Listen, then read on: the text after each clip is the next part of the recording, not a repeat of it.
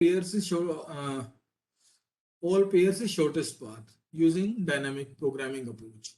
कहता है इसके नाम से ही क्लियर है what exactly here means to say, or you can say what exactly we need to do.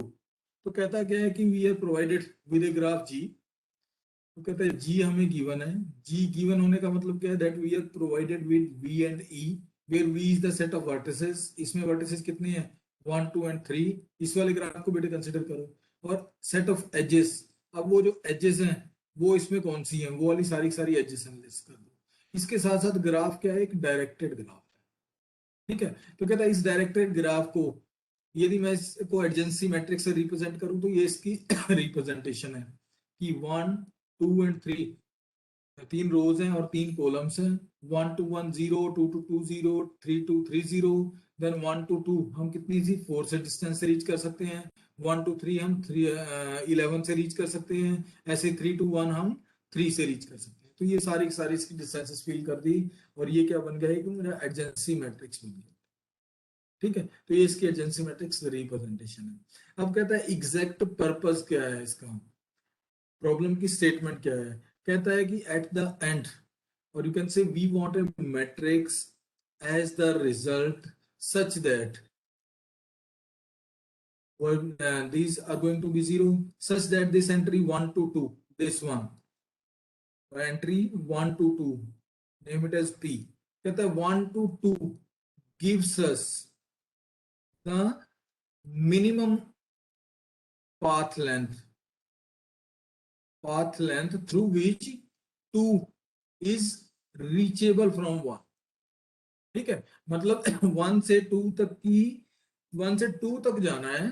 1 से 2 तक जाने के लिए जो मिनिमम डिस्टेंस कवर्ड है वो कहां पे आनी चाहिए? यहां पर आनी चाहिए. ऐसे ही जो 1 to 3 है वो क्या होना चाहिए कि जो मिनिमम डिस्टेंस रिक्वायर्ड है फॉर गोइंग फ्रॉम 1 to 3 वो कहता है यहां पर आनी चाहिए. ऐसे 2 to 1 की यहां पर आनी चाहिए, 2 to 3 की यहां पर आनी चाहिए, 3 to 1 की यहां पर और 3 to 2 की यहां पर. So this is our purpose of solving, or you can say of stating this all pairs shortest path. All pairs इसने क्यों बोला? क्योंकि मुझे किसके लिए करना है? 1 2 के लिए करना है, 1 3 के लिए करना है. ऐसे ही 2 1 के लिए करना है, 2 3 के लिए करना है. ऐसे ही 3 1 के लिए करना है और 3 2 के लिए करना है. मीन्स जितने भी इंडिविजुअल पेयर्स पॉसिबल है where I is not equal to J, उन सभी पेयर्स के लिए ये काम करता है. समझ रहे बेटे? So this is going to be the problem statement. Now the simple thing that comes in our mind is that we can solve this problem using single source shortest path. जो हमने पहले पढ़ा था, कहता उस एल्गोरिथम पे भी हम सॉल्व कर सकते हैं. उसमें क्या करेंगे? Just keep on varying v from 1 to n. कहता v को 1 to n वेरी करते रहो. तो उसमें क्या हो जाएगा? पहले हम क्या करेंगे? 1 को उठाएंगे, इस वर्टेक्स को 1 से 2 तक की मिनिमम डिस्टेंस, 3 तक की मिनिमम डिस्टेंस. उसके बाद 2 को उठाएंगे, 2 से 1 तक की मिनिमम डिस्टेंस, 3 से 1 तक की डिस्टेंस. कहता है कि इस तरीके से क्या होगा कि जो सिंगल सोर्स शॉर्टेस्ट पाथ है उसकी अपने आप में कॉम्प्लेक्सिटी n स्क्वायर के इक्वल है. अब ये वाला मुझे एक आउटर लूप और चलाना पड़ेगा तो इसकी कॉम्प्लेक्सिटी n के इक्वल है. तो कितनी हो जानी है? n square into n is of the order of n cube हो जानी. So this problem can be solved using single source shortest path algorithm in time big of, or you can say in time that is of the order of n. Done. लेकिन कहता है अब हमें यहाँ पर क्या करना है? We need to solve this using dynamic programming approach.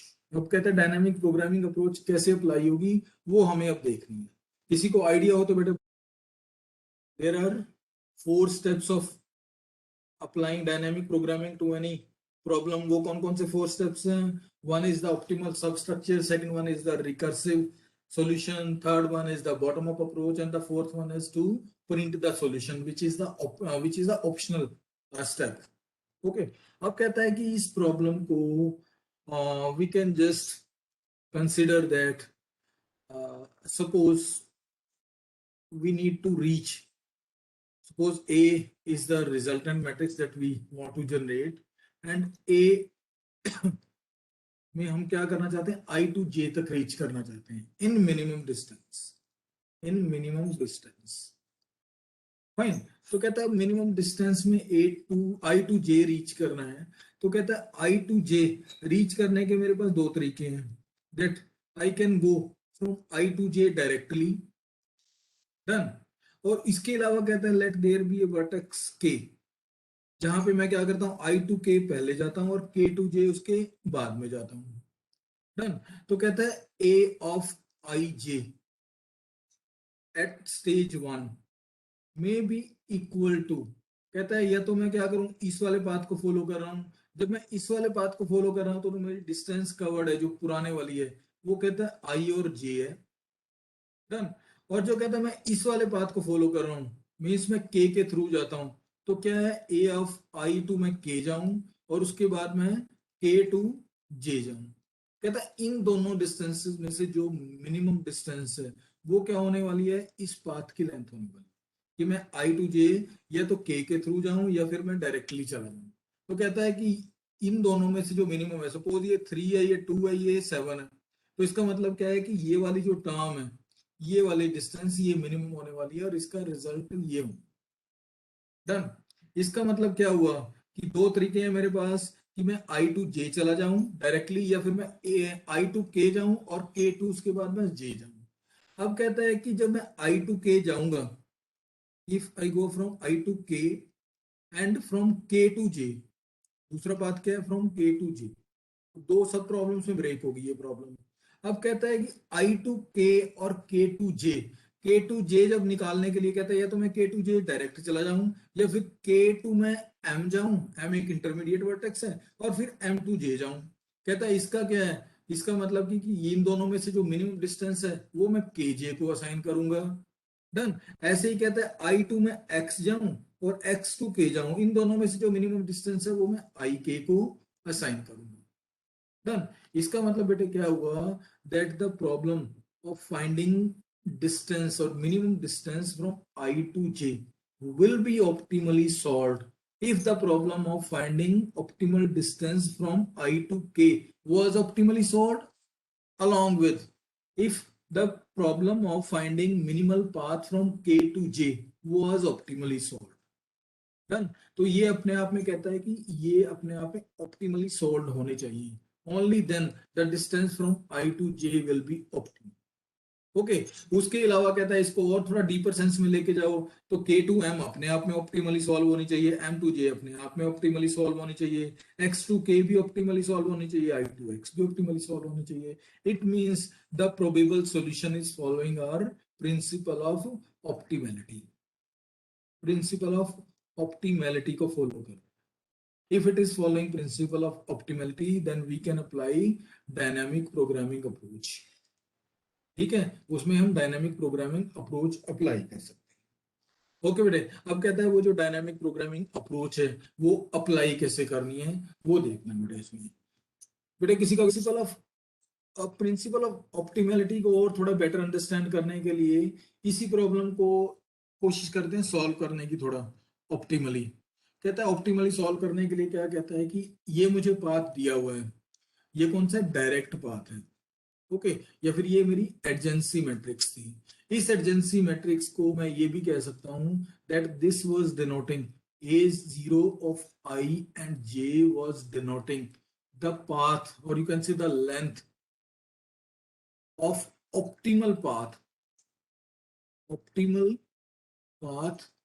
from I to j and passing through vertices having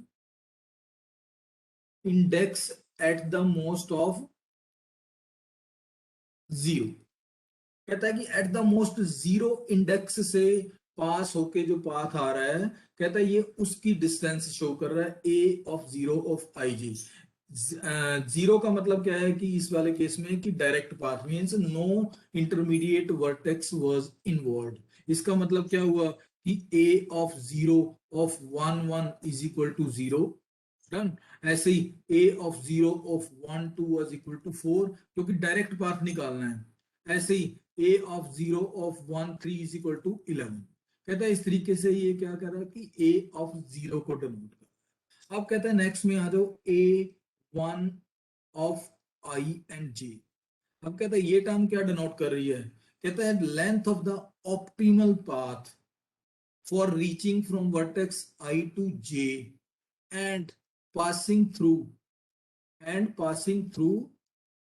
the vertices having index less than 1, through vertices having index less than 1, कि लेस देन 1 के index से जो पास होके आ रही है उनका। अब कहता है कि जो 1 है, A of 1 of I of जे है, डन। तो कहता है इसके लिए मैं ए ऑफ 1 और इसको कंसिडर करूं 1 और 1 को, ये तो 0 ही रहने वाला है क्योंकि 1 से 1 तक रीच करना है। अब कहता है ए ऑफ 1 और 2 को फाइंड आउट करने की कोशिश करूं। तो कहता है ए ऑफ 1 से मुझे 2 तक जाना है। तो 1 से 2 तक जाने के मेरे पास दो तरीके हैं बेटे।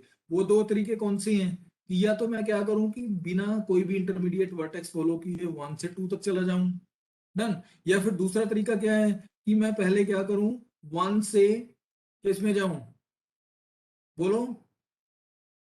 अब मेरे को 1 से 2 में जाना है कि पहले मैं 1 से 1 तक जाऊं और उसके बाद 1 से मैं 2 तक जाऊं।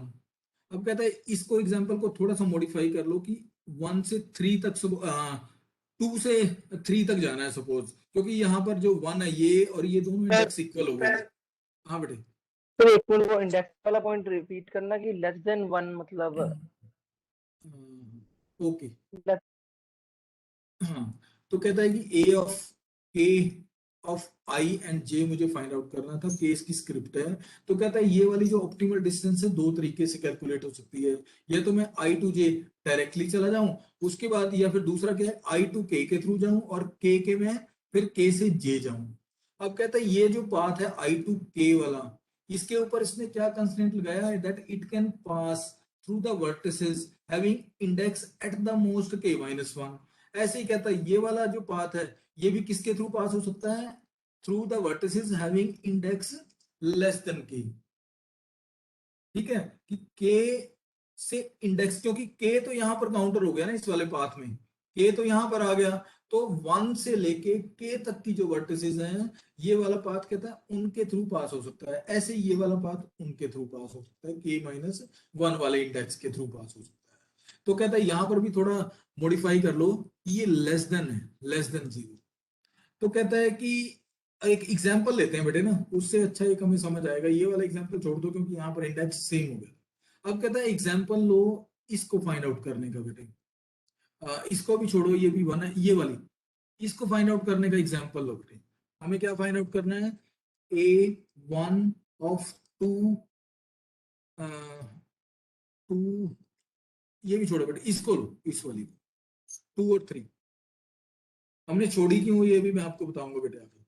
तो कहते हैं 2 और 3 को लो। तो कहते हैं 2 और 3 के लिए हमारे पास क्या बनेगा, या तो मैं 2 to 3 डायरेक्टली चला जाऊं, डन। या फिर क्या है जो इसका इंडेक्स है 1, 2 से कहता है मैं 1 की तरफ जाऊं और फिर 1 से मैं 3 की तरफ जाऊं, ये वाला बात। अब जो 2 से 3 तक की डायरेक्ट डिस्टेंस है वो कितनी है, 2 से 3 तक की डायरेक्ट डिस्टेंस है 2, और 2 से 1 तक की डायरेक्ट डिस्टेंस कितनी है, वो इज इक्वल टू 6 है, डन। और उसके बाद कहता है 1 to 3 तक की डायरेक्ट डिस्टेंस कितनी है, 1 to 3, वो कहता है 11 है। तो कहता है इन दोनों में से ये डायरेक्ट डिस्टेंस ही मिनिमम है, इसलिए कहता है इसने डायरेक्ट डिस्टेंस के थ्रू ही गया। अब कहता है इसको थोड़ा सा और मैं इक्वेशन की फॉर्म में लिखूं, तो इसने क्या किया कि मिनिमम फाइंड आउट किया। मिनिमम फाइंड किस में से किया, कि पिछले वाली स्टेज में, कि 1 तो आएगा ही ना, अभी 1 को तो हम चेक कर रहे हैं whether 1 is to be included और नॉट। कहता है या तो डायरेक्ट डिस्टेंस उसकी हो, या फिर कहता है वो डायरेक्ट डिस्टेंस पहले 2 से 1 में आया हो और उसके बाद वो 1 से फिर 3 में आया हो, ये वाला ऑप्शन। कहता है इन दोनों में से जो मिनिमम है वो किसको लगा देनी है मुझे, A1 of 2 3 को लगा, ये हमने इसको लगा। समझ रहे बच्चों, एक एग्जांपल और ले लो जहां पर थोड़ी डिस्टेंसेस मॉडिफाई हो रही हो। ये वाली एक बार करके देख लो, ये वाली एंट्री, ये एंट्री कौन सी है, A1 of 3 और 3 है, ये तो 0 रहने वाली बेटे। इसको देख लो, 3 2 को देख लो एक बार, 3 2 को देख लो। तो 3 2 किसमें होने वाली थी, मिनिमम होने वाली थी। किस किस के बीच में, ए ऑफ 0 2 3 डायरेक्ट चला जाए, या ए ऑफ 0 2 से वो 1 में चला जाए, प्लस ए ऑफ 0 1 से वो 2 में चला जाए, 3 से सॉरी, तो 3 से 1 में, और उसके बाद 1 पे आने के बाद 1 से 2 में। तो ए 0 ऑफ 2 3 देख लो कितना था यहाँ पर, 2 3 कितना है, ए 0 ऑफ 2 3 2 और 3, वो इज इक्वल टू 2 है, तो ये वाली डिस्टेंस तो इज इक्वल टू 2 है। यस नो बेटे, देख पा रहे हो नहीं, 2 से 3, यस नो बच्चों, ये तो देख पा रहे हो ना, अब ये 2 है ए 0, और उसके बाद 3 1 कितनी है, 3 से 1 तक की डिस्टेंस ये 3 है, प्लस और 1 2 की डिस्टेंस कितनी है, 1 2 की डिस्टेंस इज इक्वल टू 4 है, ये कितनी इज इक्वल टू 4 है, तो ये 7 आया, ये 2 आया। इसका मतलब क्या हुआ, इसका मतलब क्या हुआ बेटे, अरे समझ रहे हो नहीं बच्चों कुछ, 2 3 तक की जो यहाँ पे डिस्टेंस है 3, सॉरी ये 3 2 है ना यार, ये 3 2 है, तो ये तो इज इक्वल टू इन्फिनिटी होने वाला है, ये वाली डिस्टेंस 3 टू इन्फिनिटी। तो कहता है ये इन्फिनिटी है, और ये इज इक्वल टू 3 प्लस 4 7 है। इसका मतलब जो पुराने वाली डिस्टेंस थी, जो डायरेक्ट डिस्टेंस है, वो अब मुझे फॉलो नहीं करनी, क्योंकि मैं अब 3 टू 1 जाकर और 1 टू 2 जाकर मिनिमम डिस्टेंस अटेन कर, इसका मतलब मुझे अब इसको मॉडिफाई कर। हाँ जी बच्चों, समझ रहे हो, या एक बार रिपीट करता हूँ नेक्स्ट वाले स्लाइड से ना, एक बार सारी चीजें इस एग्जांपल को सॉल्व करके देख लेते हैं। तो कहता क्या है बेटे कि ये मेरा ग्राफ था, डन। अब कहता है इसके लिए ये मैंने एक जनरल इक्वेशन लिख ली, ए के ऑफ आई जे, जो कि मिनिमम होगा, उससे आइए बेटे ना कि आई टू जे था, ठीक है, आई टू जे है, एक तो डायरेक्ट डिस्टेंस है और एक के के थ्रू डिस्टेंस जाके आ रही है। तो कहता है इन दोनों में से जो मिनिमम है, जो डायरेक्ट डिस्टेंस मिनिमम है वो ये वाली सिलेक्ट होगा, और जो ये वाली डिस्टेंस मिनिमम है तो सेकंड वाली टर्म सिलेक्ट होगी। ओके, अब इन पे कंडीशन क्या है, कंस्ट्रेंट्स क्या है, कहता है कि ये जो के डिनोट कर रहा है, जब मैं के को चेक कर रहा हूँ, सपोज मैं इस के को चेक कर रहा हूँ कि के वर्टेक्स का इंक्लूजन चेक कर रहा हूँ, तो ये वाला यहाँ से यहाँ तक का जो पाथ होगा, ये वाला एटमोस्ट के माइनस 1 तक के इंडेक्स के वर्टिसेस को ट्रेवर्स कर सकता है, ऐसे ये वाला पाथ भी के माइनस 1 के वर्टिसेस को ट्रेवर्स कर सकता है। इसको एक बार सॉल्व करने की कोशिश करते हैं, वहां से चीजें हमें ज्यादा क्लियर होंगी। तो ए ऑफ 0 तो हमें दे दिया है, ए ऑफ 0 का मतलब क्या हुआ, जब कोई भी वर्टेक्स एज इंटरमीडिएट वर्टेक्स काम नहीं कर रही, वो is equal to a of 0 है।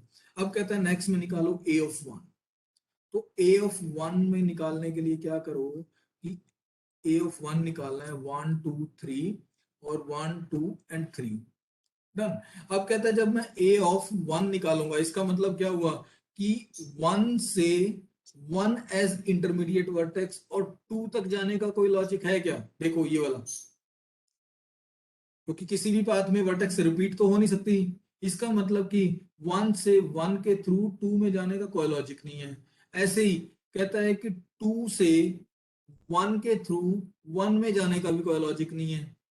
इट मीन्स क्या हुआ, जब मैं कहता ए ऑफ 1 निकाल रहा हूं, तो मुझे क्या कर देनी है, ये वाली जो फर्स्ट रो है ये, और फर्स्ट कॉलम है, वो मुझे अनचेंज्ड लेकर जाना है, 11 और 6 और 3, वैसे भी आप वैल्यूज निकालोगे वैसे भी वो अनचेंज्ड ही आएंगी। एक वैल्यू हम निकाल कर देख लेते हैं, वो क्या कहता है कि ए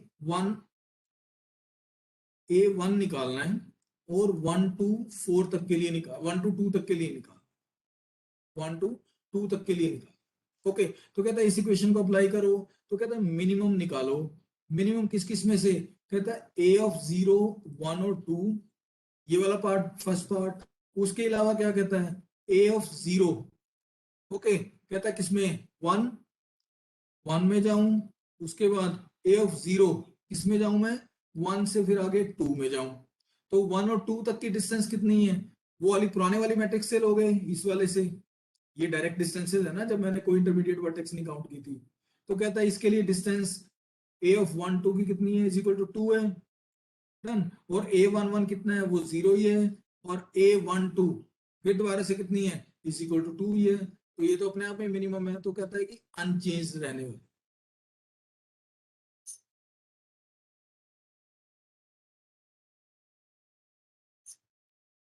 1 2 4 है बेटे, ये 1 2 की डिस्टेंस इक्वल टू 4 है, ये पुराने वाली में, तो कहता है ये 4 है, ये वाली 4 है बेटे, ये वाली डिस्टेंस 4 है, मैं तुम गलती से बोल रहे हो। तो कहता है ये वाली डिस्टेंस 4 है, तो दोनों में से 4 एंड 4 में मिनिमम इज इक्वल टू 4 ही है। तो कहता है ये, कहने का मतलब मेरा क्या है बेटे कि ये वाली जो फर्स्ट रो है और जो फर्स्ट कॉलम है they will remain unchanged for ith row, okay, और ith रो के लिए सेम रहने वाले हैं, फॉर jth कॉलम उसके लिए सेम, ठीक है। तो कहता है कि हमने क्या किया, फर्स्ट रो और फर्स्ट कॉलम को अनचेंज छोड़ दिया। अब कहता है ये वाले जो डायगोनल है कि मैं 2 to 2 जा रहा हूँ और 3 to 3 जा रहा हूँ, ये ऑलरेडी 0 है, ओके। अब कहता है एंट्री कौन सी निकालनी है मुझे, ये वाली एंट्री निकालनी है। ये वाली एंट्री है किसके इक्वल, 2 और 3 के इक्वल है। तो इसका मतलब मुझे क्या करना है, मिनिमम निकालना है किस किस में से, जब मैं 2 to 3 डायरेक्ट चला जाता हूँ, ओके, या फिर मैं क्या करता हूँ 2 to 1 आता हूँ प्लस उसके बाद मैं 1 to 3 जाता हूँ, इन दोनों के बीच में मिनिमम निकालना है। तो a0 of 2 of 3 की वैल्यू देख लो यहाँ से क्या है, ये कितनी है, इज इक्वल टू 2 है, ओके। a0 of 2 of 1 की वैल्यू देख लो, 2 of 1 की वैल्यू 6 है, प्लस a0 1 3 की वैल्यू देख लो वो कितनी है, इज इक्वल टू 11 है। तो ये कितना हो गया 17, तो मिनिमम कौन सा, इज इक्वल टू 2, तो ये वाली एंट्री किसके इक्वल आ गई, is equal to 2,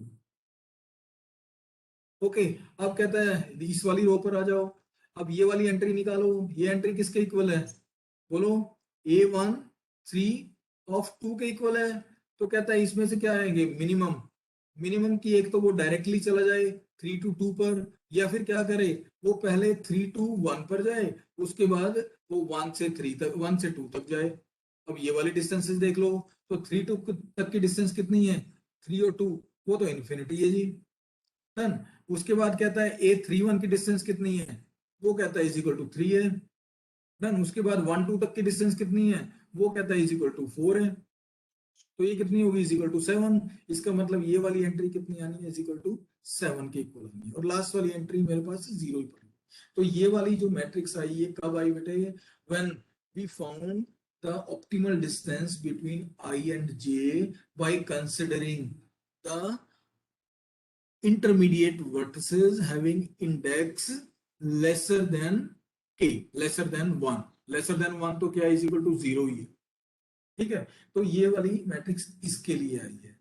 on the parallel lines, अब क्या करो, कहता है बेटे आप कोशिश करो फाइंड आउट करने की a of 2, a of 2 का मतलब क्या होगा कि जब मैं a of 2 of ij जब निकाल रहा हूँ, तो a of 2 of ij निकालने का मीनिंग क्या होगा कि i to j तक मुझे जाना है, और जो इंटरमीडिएट वर्टिसेस हैं वो इंटरमीडिएट वर्टिसेस क्या होंगी कि ये चेक करेगा कि i to 2 चला जाऊं और 2 तक मैं फिर j चला जाऊं, डन। अब कहता है ये i to 2 तक का पाथ, वो उसमें कौन कौन से वर्टिसेस आ सकते हैं, इंडेक्स के 0 से लेके 1 तक आ सकते हैं। तो 0 इंडेक्स का तो कोई वर्टिसेस नहीं है, इसका मतलब 1 इंडेक्स के वर्टिसेस आ सकते हैं। ऐसे इस वाले पाथ में भी किसके आ सकते हैं, 1 इंडेक्स के वर्टिसेस आ सकते हैं, या फिर बोलो कि k-1 के, यदि मैं इसको इज इक्वल टू k मानता हूं, ओके। तो कहता है यहां पर भी k-1 इंडेक्स के, यहां पर भी k-1 इंडेक्स के। तो अब एक नया मैट्रिक्स आप बनाना शुरू करो, वो कितना है, इज इक्वल टू a2 है, 1 2 3 1 2 3। अब कहता है 2 एज इंटरमीडिएट वर्टेक्स हम चेक कर रहे हैं, इसका मतलब second row and the second column are going to remain the same as that of a1। तो सेकंड रो कौन सी है, 602 602, ये सेम रहने वाली है। ऐसे सेकंड कॉलम कौन सा है, 40 और 7। तो कहता है ये तो सेम रहने वाली है, क्योंकि इनमें बिगिनिंग या एंडिंग वाला वर्टेक्स अपने आप में 2 ही है, तो उसकी डिस्टेंस चेंज नहीं होगी। अब कहता है ये वाला जो वैल्यूज है, ये वाली दोनों वैल्यू 0 ही रहने वाली है, 1 to 1 और 3 to 3। अब कहता है वैल्यू कौन सी फाइंड आउट करनी है, ये वाली दो वैल्यूज फाइंड आउट करनी है। इन दो वैल्यूज को फाइंड आउट करो। पहली वैल्यू कितनी है, a2 of 1 and 3, a2 of 1 of 3 किस कैसे निकलेगी, इक्वेशन लिखो ऊपर ध्यान से। तो a2 ऑफ 1 3 किस कैसे निकालनी है, या तो a1 से 1 3 में कंपेयर करें, या फिर a1 से 1 से किस में जा रहा हो, 2 में जा रहा हो, प्लस a1 से 2 से फिर 3 में जा रहा हो। तो ना ये इक्वेशन बेटे, ये मैट्रिक्स क्या कंसीडर कर रही होगी कि मुझे i और j के बीच में डिस्टेंसेस निकालनी है when 2 is acting as intermediate vertex. जब 2 एज इंटरमीडिएट वर्टेक्स एनकाउंटर होगा और डिस्टेंस मिनिमम होगा तो हम डिस्टेंस उसकी अपडेट कर देंगे, वरना नहीं करेंगे। वरना हम क्या मान के चलेंगे कि जो 1 वाला वर्टेक्स था वही वाला same distance same minimum length ही अचीव कर। तो कहता है ए ऑफ 1 ऑफ 1 3 देख लो कितनी है, ए ऑफ 1 ऑफ 1 3 ये 11 है। डन। ए ऑफ 1 ऑफ 1 2 कितनी है, ये कितनी है 4। डन। प्लस ए 1 ऑफ 2 3 कितनी है 2 और 3 वो कितनी है इक्वल टू 2। तो मिनिमम कितना हो गया इक्वल टू 6। डन। तो ये वाली डिस्टेंस किसके इक्वल होगी इक्वल टू 6 के इक्वल होगी बेटे। तो कौन सी निकाली थी हमने 1 3 निकाल रहे हैं ना, ये वाली डिस्टेंस, ये वाली डिस्टेंस इज इक्वल टू 6 के इक्वल होगी। अब कहता है एक चीज और बची है इसमें, वो कौन सी, ये वाली डिस्टेंस कौन सी है। अब मुझे क्या निकालना, A2 ऑफ 3 और 1 निकालना है। तो A2 ऑफ 3 ऑफ 1 निकालना है तो मैं मिनिमम किसको चूज करूं, किसके बीच में, या तो वो डायरेक्ट डिस्टेंस 3 से 1 में मिल जाए, या फिर क्या करूं 3 से वो 2 में जाए प्लस फिर 2 से वो 1 में जाए, ये वाले डिस्टेंसेस। अब 3 1 की वैल्यू कितनी है A1 से 3 1 की वैल्यू कितनी है इक्वल टू 3। डन। 3 2 की वैल्यू कितनी है इक्वल टू 7 प्लस 2 1 की वैल्यू कितनी है इक्वल टू 6। ओके, तो दोनों में से मिनिमम क्या है इक्वल टू 3। तो यहाँ पर क्या फिल कर देना है इक्वल टू 3। तो कहता है ये वाली आपकी कौन सी मैट्रिक्स बन गई, A2 मैट्रिक्स बन गई। A2 matrix between I and J का मीनिंग क्या है कि मुझे I से J तक के बीच की डिस्टेंस फाइंड आउट करनी थी when we were considering the vertices from 1 to 2 as intermediate. कि अब की बारी I और J के बीच में 1 और 2 दोनों वर्टिसेस में से कोई, या तो दोनों ही आ जाए या दोनों में से कोई एक वर्टेक्स आए। तो कहता है इसी लाइन पर फॉलो करना है बेटे इसको। अब कहता है इसमें से इसको नोट करके रख लो बेटे इसको ना, 046 तो 046 और 602 और 370 ये वाली मेरी मैट्रिक्स आई। तो अब कहता है और थोड़ा इसको आगे लेकर जाओ। अब कहता है अब मुझे क्या निकालनी है, A ऑफ 3 निकाल। ठीक है, तो A ऑफ 1 मैंने निकाल ली थी और A ऑफ 2 पर हूं मैं, तो A ऑफ 3 निकालने के लिए मुझे A ऑफ 2 का यूज करना है। तो पहले सबसे पहले A ऑफ 2 एक बार लिख लो जो हमने अभी भी निकाली है। तो A ऑफ 2 कितना निकल के आया था बेटे 0 4 6 6 0 2 और 3 7 और 0। अब कहता मुझे क्या निकालना है A ऑफ 3 निकालना है। तो A ऑफ 3 निकालने के लिए क्या करो, एक मैट्रिक्स बनाया सेम तरीके से 1 2 3 1 2 3। उसके बाद क्या होगा, क्योंकि A ऑफ 3 निकाल रहे हैं इसका मतलब थर्ड रो 3 7 0 ये चेंज नहीं होगी, और थर्ड कॉलम कहता है ये भी चेंज नहीं होगी। इसके अलावा ये वाली जो वैल्यू है ये इज इक्वल टू 0 है। तो ये दो वैल्यूज मुझे नई फाइंड आउट करनी है। अब दो वैल्यूज नई फाइंड आउट करने के लिए क्या हो, A3 निकालना है मुझे 1 और 2 के बीच में। तो क्या होने वाला है मिनिमम, ठीक है, या तो क्या करूं A2 ऑफ 1 2 डायरेक्टली चला जाऊं, ओके वो वाली डिस्टेंस, या फिर क्या चला जाऊं A2 ऑफ में कहां से कहां तक चला जाऊं 1 से 3 में जाऊं प्लस A2 ऑफ फिर 3 से 2 में जाऊं, इन दोनों के बीच में। इस इक्वेशन को ध्यान में रखना बेटे। तो A1 2 के बीच में कितनी डिस्टेंस है, ये देख लो 1 2 के बीच में 4 है। A1 3 के बीच में कितनी डिस्टेंस है 1 और 3 वो 6 है। और A2 ऑफ 3 2 के बीच में कितनी डिस्टेंस है A2 ऑफ 3 2 ये है 3 2 इसके बीच में 7 है। तो कौन सी मिनिमम है इक्वल टू 4। तो ये वाली डिस्टेंस किसके इक्वल है इक्वल टू 4। अब कहते हैं ये वाली डिस्टेंस निकाल लो ये डिस्टेंस कौन सी है A3 ऑफ 2 एंड 1। तो इसको निकालने की कोशिश करो तो क्या नहीं है कि या तो वो A2 ऑफ 2 1 से जो पिछले वाली निकली है वो मिनिमम है, या फिर ये मिनिमम नहीं है तो A2 मैं 2 से 3 में जाऊं प्लस उसके बाद मैं 3 से 1 में जाऊं। ये वाली डिस्टेंसेस देख लो। तो 2 1 कितना है पुराने वाली मैट्रिक्स में 2 1 इज इक्वल टू 6 है। 2 3 कितना है ये 2 है ये 3 है ये इज इक्वल टू 2 है। और 3 1 कितना है 3 और 1 ये कहता है 3 है।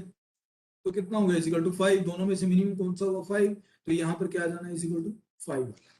तो कहता है बेटे A3 of I and J इसका मीनिंग क्या है लॉजिकल इंटरप्रिटेशन कि मुझे I to J के बीच में जाना था और जो इंटरमीडिएट वर्टिसेस हैं वो कौन सी हो सकती है मेरी, अप टू 3 हो सकती है, 1 भी हो सकती है, 2 भी हो सकती है, 3 भी हो सकती है। या फिर बोलो कि जो इंटरमीडिएट वर्टिसेस हैं, टू बी मोर कंसाइज, वो क्या होंगी, ग्रेटर देन आई होंगी, मतलब आई को छोड़ के, और जे से कम होने वाली, J-1 तक की वर्टिसेस। डन।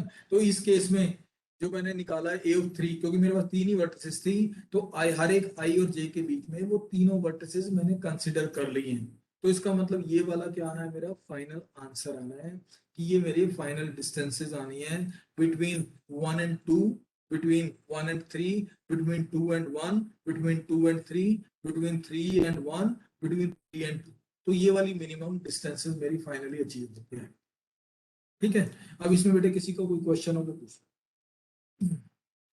तो चलो बेटा फिर आगे मूव करो। अब कहता है ये इसका ओवरऑल सॉल्यूशन है जो बेटे हमने अभी अभी निकाला है ना।